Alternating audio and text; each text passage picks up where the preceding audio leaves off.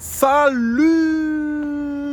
à tous, la Team Owell, Tomem Show pour Lyon Fan TV. Très heureux les gars de vous retrouver pour une nouvelle vidéo en ce vendredi 18 novembre, à 2 jours de l'ouverture de la Coupe du Monde.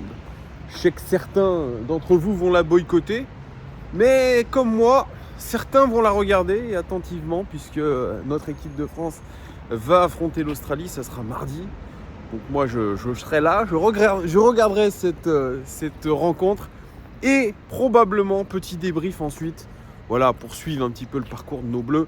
On espère que ça va le faire les amis. Moi j'espère que vous avez passé une bonne semaine. Avant toute chose, n'hésitez pas pour ceux qui ne sont pas abonnés. Abonnez-vous.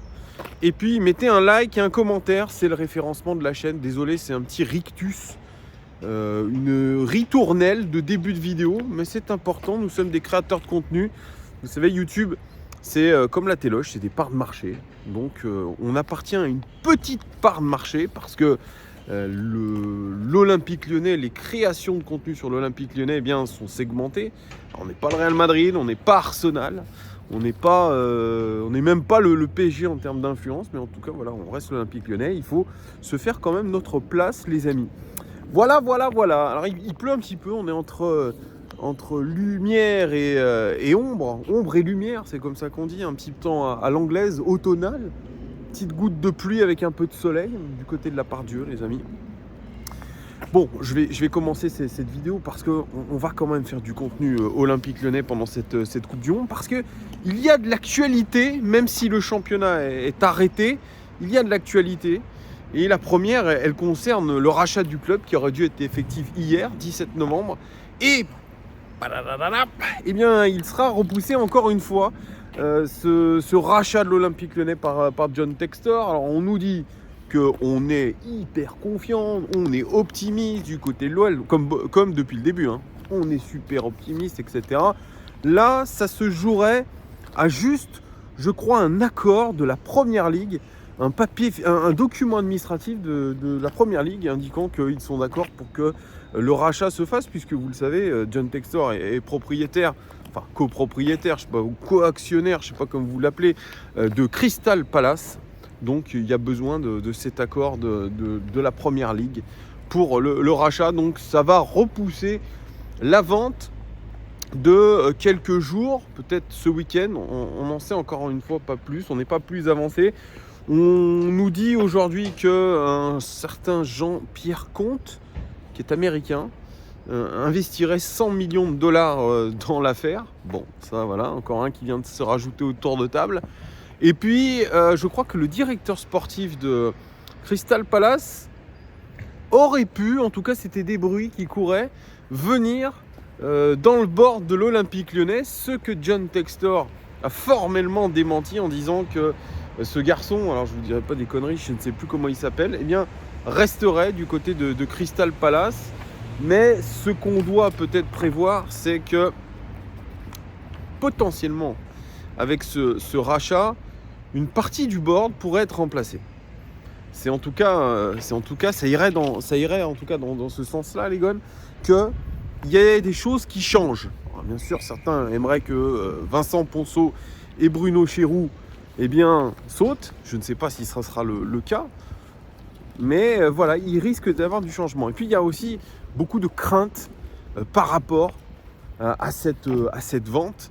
Puisqu'on a appris hier que John Textor, propriétaire de Botafogo, avait des retards de paiement dans certaines primes, dans certains versements des salaires des joueurs depuis quelques mois. Donc ça, c'est pas très cool.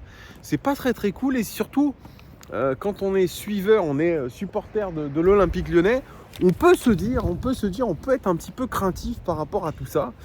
On peut encore se dire, mais qu'est-ce qui va nous arriver avec John Textor ? Moi, je me pose la question comme vous. Je ne suis pas un fin analyste financier. Je ne peux pas prédire l'avenir non plus. Mais mon ressenti, il est comme la plupart d'entre vous. Il n'est pas très bon quand même si le club est racheté. Que viendraient faire ces Américains ? Que viendraient-ils faire chez nous ? Quels sont les les coups qu'ils feraient à l'avenir pour essayer de retomber sur leurs pattes et même faire de l'argent, parce que s'ils viennent racheter l'Olympique Lyonnais, c'est évidemment pas pour faire joli, c'est pour faire de la thune. Donc s'il y en a certains en commentaire qui savent pourquoi on est venu racheter l'Olympique Lyonnais, dites-le moi. Et si vous êtes toujours confiant pour la vente du club, dites-le moi aussi. Allez, deuxième actualité. Alors là, c'est plutôt une actualité mercato. OL Daily Mercato. Puisque, oui, bon, le mercato n'est pas encore ouvert. Et puis, on le sait, 90% de notre effectif actuel risque de faire la saison. Laurent Blanc a déjà réclamé un renfort défensif, notamment en défense centrale expérimenté. Mais vous le savez aussi, le jeune Malo Gusto, qui fait un premier tiers de saison plutôt moyen, passable, on va dire, eh bien, n'a pas de vrai concurrent. C'était un choix apparemment stratégique, c'était un choix assumé par Vincent Ponceau. Eh bien, aujourd'hui, on voit que on aurait peut-être besoin d'une concurrence à Malo Gusto, puisque le jeune Kumbedi, lui, probablement ne rentrera pas dans la rotation et restera avec l'équipe B de l'Olympique Lyonnais cette saison. Donc il faut trouver quelqu'un. Et tiens, l'OL, selon des journaux italiens, se serait penché sur le cas de Rick Karsdorp, à ne pas confondre avec Kim Källström, qu'on a bien connu du côté de l'Olympique Lyonnais. Rick Karsdorp qui joue du côté de l'AS Roma et avec qui ça se passe pas trop bien avec Mourinho, et c'est le moins qu'on puisse dire. 27 ans, le garçon, 1m84, latéral droit, qui est depuis 2017 à l'AS Roma. Il est venu en provenance du Feyenoord qu'il a retrouvé entre 2019 et 2020 dans le cadre d'un prêt. C'est un joueur néerlandais. Alors cette saison, c'est pas la folie avec Mourinho, comme je vous l'ai dit. C'est 7 matchs de Serie A titulaire, 2 comme remplaçant. La note moyenne sur whoscored.com, elle est de 6,42, donc ce qui n'est pas bon du tout. En termes de caractéristiques, le joueur n'a rien à voir avec Malo Gusto. Mais alors, rien à voir du tout. Le mec, c'est un joueur qui va pas très vite. Par contre, c'est un joueur qui est très très bon en placement. Il se place très très bien. C'est un très bon joueur on va dire, il anticipe énormément les choses. Allez voir des compilations si vous ne le connaissez pas, il anticipe bien. C'est un joueur solide défensivement, sur ses appuis. C'est un garçon qui est dur aussi, dur sur le physique, sur l'homme. D'ailleurs, c'est un petit peu un de ses points faibles, c'est qu'il prend beaucoup de cartons, puisqu'il est très nerveux. Il n'est pas bon dans les duels aériens, il n'est pas bon dans la finition, mais il a une bonne qualité de passe, les amis. Et c'est quelqu'un qui fait une grosse contribution défensive. Donc ce sont des caractéristiques bien différentes de celles de Malo Gusto, mais elles ne sont pas déconnantes. Un Rick Karsdorp, je ne sais pas comment on le dit, à son très haut niveau et bien dans sa tête, je pense que ça peut être une vraie bonne recrue. Après, le souci, c'est que le garçon est un peu incontrôlable. Il est un petit peu, je dirais, un rebelle. Il n'a pas joué depuis le 9 novembre. Donc ça c'est cool. Et puis donc il a eu cet épisode avec Mourinho qui je pense va sceller définitivement son avenir, parce que ça s'est joué contre Sassuolo. José Mourinho, en conférence de presse, il a dit: je suis désolé que les efforts de l'équipe aient été trahis par l'attitude d'un joueur non professionnel. Je lui ai dit qu'en janvier il devrait se trouver un nouveau club, une attitude non professionnelle qui n'est pas juste envers ses coéquipiers. C'est ce qui me déçoit. J'avais 16 joueurs sur le terrain ce soir et j'ai aimé l'attitude de 15 d'entre eux. J'en ai pas aimé un et je l'ai dit. Bon, alors le Corriere dello Sport a essayé d'enquêter, savoir qu'est-ce qui s'était réellement passé. Je suis en train de prendre une saucée, mais c'est pas grave. Alors apparemment, Mourinho il a dégoupillé pour plusieurs raisons. Alors Karsdorp, il aurait remplacé Celik, c'est l'ancien Lillois. Il a mis un temps fou avant de se préparer à rentrer en jeu. Et quand il a foulé la pelouse, il l'a fait en marchant de manière désinvolte. Il n'a pas apprécié, Karsdorp, de ne pas démarrer sur le terrain. Ensuite, il a eu une attitude détachée sur l'ouverture de score de Tammy Abraham. Et ensuite, il a été passif sur le but égalisateur de Pinamonti. Donc ça a rendu fou... ça a rendu fou Mourinho, mais apparemment on nous apprend qu'il y a eu beaucoup de tensions entre Mourinho et lui. Il y a eu notamment des tensions lors du derby contre la Lazio, qui n'a pas apprécié d'être remplacé à l'heure de jeu par Mourinho. Voilà, donc c'est ça. Et apparemment, si Karsdorp joue mal, salut mon pote, j'ai Tchelik, c'est ce que lui aurait dit Mourinho. Donc aujourd'hui, c'est un véritable casse-tête pour la direction romaine. On dit que même Karsdorp aurait déjà quitté Rome, voilà, tout simplement. Il a un contrat jusqu'en 2025 et il est rémunéré 2,2 millions d'euros par an, ce qui est quand même plutôt élevé. Alors, est-ce que l'OL ciblerait le joueur non pas pour l'acheter, mais plutôt pour être prêté? Mais quand je vois un petit peu cette attitude qui a pas l'air d'être une attitude d'équipe, et surtout un joueur qui a apparemment beaucoup de problèmes à maîtriser ses nerfs, moi, ça me fait un petit peu peur de recruter un joueur comme ça à l'Olympique Lyonnais, encore une fois. Moi, je suis pas trop d'accord avec ça. Voilà, je suis pas trop d'accord. En plus, il y a eu une scène, alors je sais plus lors de quel match, mais qui a fait le tour du monde, où le mec, Karsdorp, en question à la fin du match, fait un bune-bune avec l'arbitre. Donc ça aussi, c'est inadmissible. Donc des joueurs comme ça, nerveux, on n'en a pas besoin. On a besoin de joueurs d'équipe, on n'a pas besoin de mecs qui boudent. Ça suffit. Je pense que voilà. Alors bien sûr, peut-être que Mourinho aussi est en tort. Voilà, on sait qu'il a eu déjà des clashs avec des joueurs, c'est pas son premier clash, mais on sait souvent que les clashs qu'il a eu avec ces joueurs-là, c'est pas pour rien, et notamment avec Paul Pogba, on a bien vu que c'était justifié, que le mec derrière n'a rien fait. Donc moi, voilà, écoutez, je ne suis pas fan de la rumeur Karsdorp à l'Olympique Lyonnais. Moi, j'en veux pas. Voilà, donc j'espère que c'est pas une vraie rumeur, que c'est une rumeur d'agent, puisque le garçon serait suivi par 3-4 équipes, notamment Bologne en Serie A. Voilà.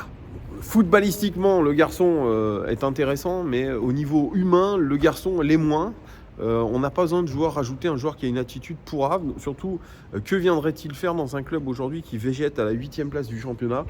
Il faudrait me poser la question, mais je comprends un petit peu le profil que cherche l'Olympique Lyonnais. En tout cas, on en saura plus lors des stages de préparation, entre guillemets, pendant la Coupe du Monde. Peut-être qu'on aura un œil beaucoup plus précis sur ce que recherche Laurent Blanc aux différents postes et comment faut-il surtout recruter. Dites-moi en commentaire, les gars, ce que vous pensez de Karsdorp. Allez, et puis dernière et deuxième rumeur, ça y est, elle vient aussi d'Italie. C'est, je crois que c'est Tutto Sport, ou Corriere dello Sport, qui nous annonce que le Milan AC serait hyper chaud sur Houssem Aouar.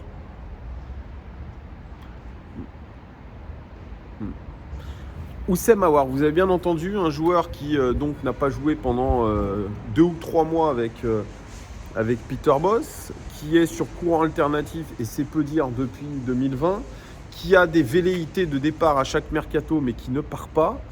Un joueur qui est rémunéré 350 000 €, qui est en fin de contrat, qui avait pourtant dit dans la presse et notamment dans l'équipe qu'il était complètement... il avait complètement envie de rester à l'Olympique Lyonnais, qu'il avait envie de faire le maximum. Et là, il a réussi sous Laurent Blanc à retrouver une place de cadre, de titulaire. Et le moins qu'on puisse dire, c'est que c'est pas très bon. À part le but contre Montpellier, là, il vient de faire 2 derniers matchs catastrophiques, cataclysmiques, remplacés à la 60e.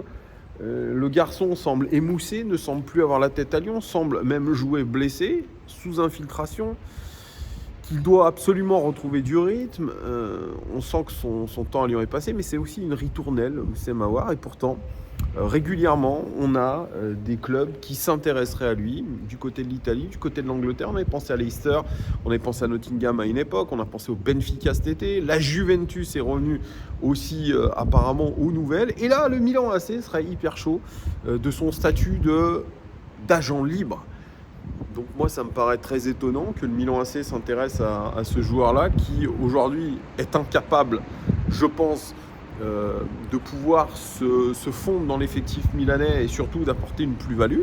Ce n'est que mon avis, c'est peut-être un peu méchant et ça n'a rien à voir au fait que je taille l'homme, hein, je taille juste le footballeur et ce qu'il montre en toute objectivité. Moi, je vois pas trop ce qu'il peut apporter. Donc, que le Milan AC aimerait le recruter et peut-être même dès cet hiver, ok, pourquoi pas, mais franchement, je ne sais pas d'où vient cette rumeur. En tout cas, moi, il n'y a pas de souci, hein, si le Milan AC veut le recruter.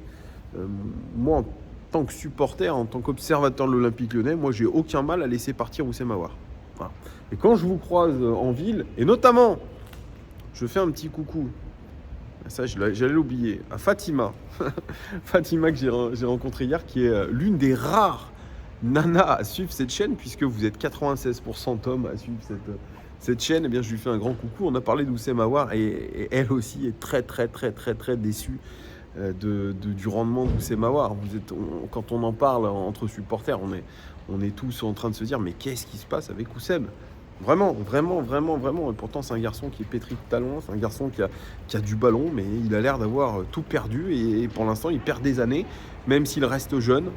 Pour l'instant, ça n'a pas l'air d'aller en s'améliorant. Donc, on espère pour lui que tout ira mieux. Voilà, vous me direz, vous aussi, en commentaire, ce que vous pensez de la rumeur Oussem Aouar du côté du Milan AC. Est-ce que ça vous surprend ? Est-ce que vous êtes d'accord pour laisser partir Oussem Aouar ? Dites-moi tout en commentaire. Allez, je vous fais des gros bisous. Je vous dis à très vite. Je vous souhaite un bon week-end. Et évidemment, s'il y a l'actualité OL, on sera là. Ciao !